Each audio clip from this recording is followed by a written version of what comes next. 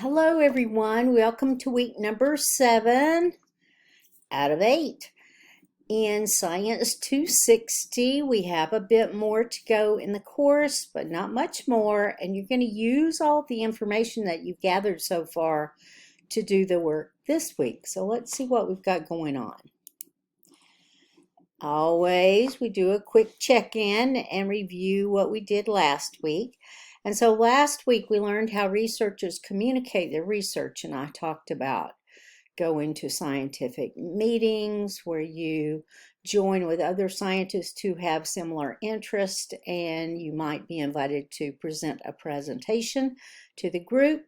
You might do a poster presentation, or you can write up your research and submit to a journal, and it is not easy to get published, but if you work hard enough at it, you usually can, depending on the journal that you submit to.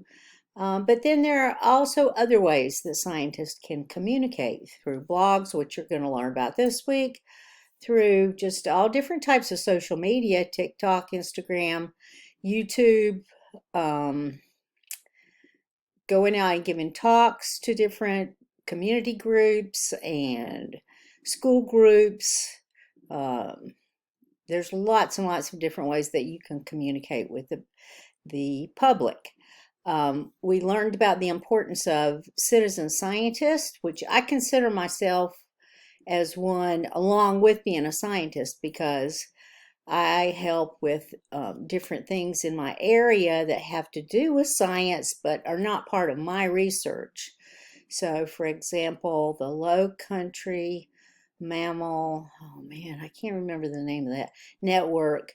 It keeps track of all the dolphins in our area, and last year my sister and I observed that there was a mother dolphin who was trying to get the baby dolphin to come up to the surface to breathe, and obviously it had been dead for a while.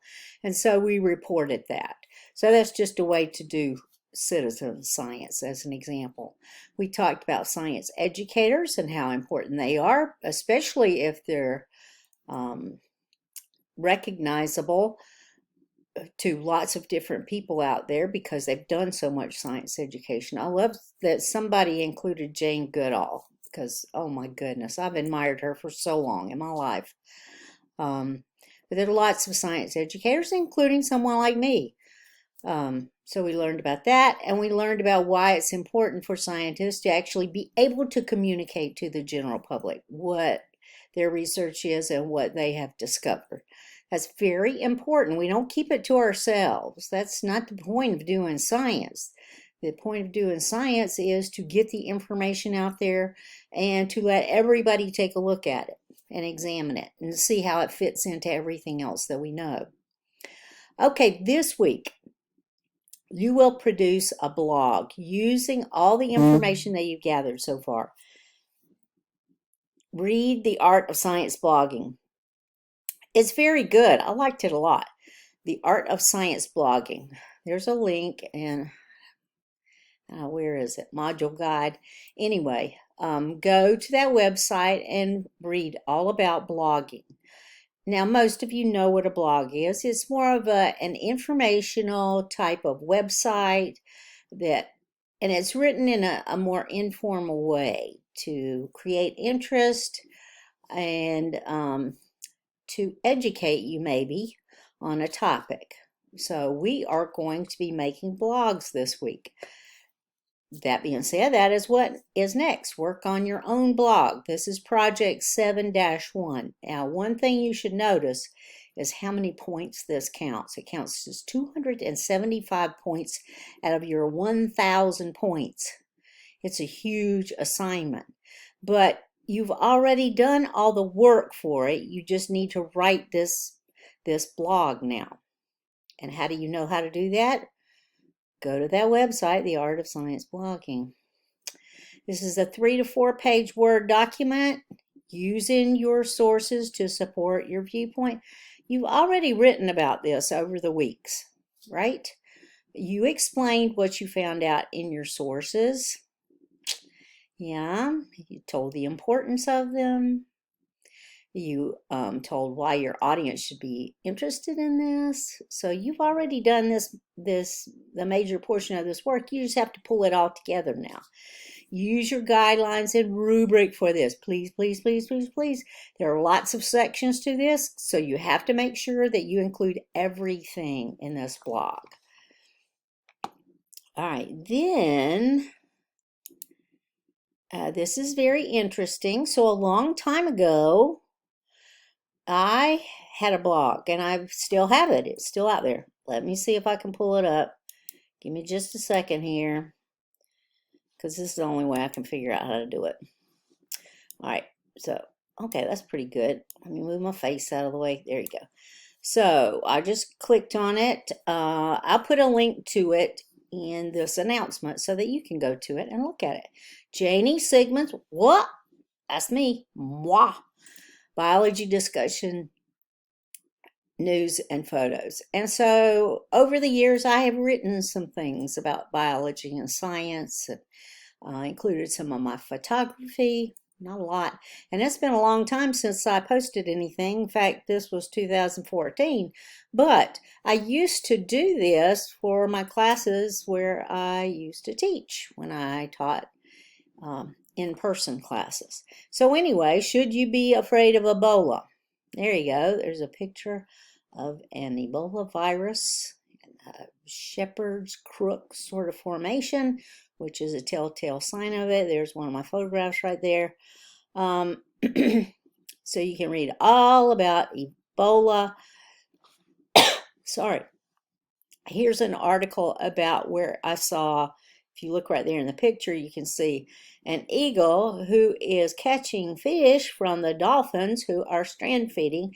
And this is off the coast of Seabrook Island where I go and where I love to do nature photography. I talk about the use of triclosan, which is a chemical. It's used in all kinds of antibacterial stuff. Oh my goodness, everything from cutting mats to shower curtain liners to, I don't know, it's so many places. But it's also been shown to increase antibiotic resistance. It's a chemical that keeps down the growth of bacteria. And it's used in all these different ways, but it enhances antibiotic resistance in bacteria, which is not a good thing. We don't need to help this along any more than it's already happening. And then I talk about the human papillomavirus and vaccinations and why it's very important for kids to be vaccinated against HPV. This prevents so many different types of cancer. That is so important. It's really one of the only vaccines, I'm trying to think if there's anything else, one of the only vaccines that prevents cancer. Oh my goodness, that's so important. Then what else? Oh, the Oklahoma dentist. Oh my goodness. Yeah, he was not autoclaving his dental instruments correctly, and some of them were rusty, and some of them were dirty, and oh, gross, gross. Can you imagine? Yeah. Anyway, you can read that.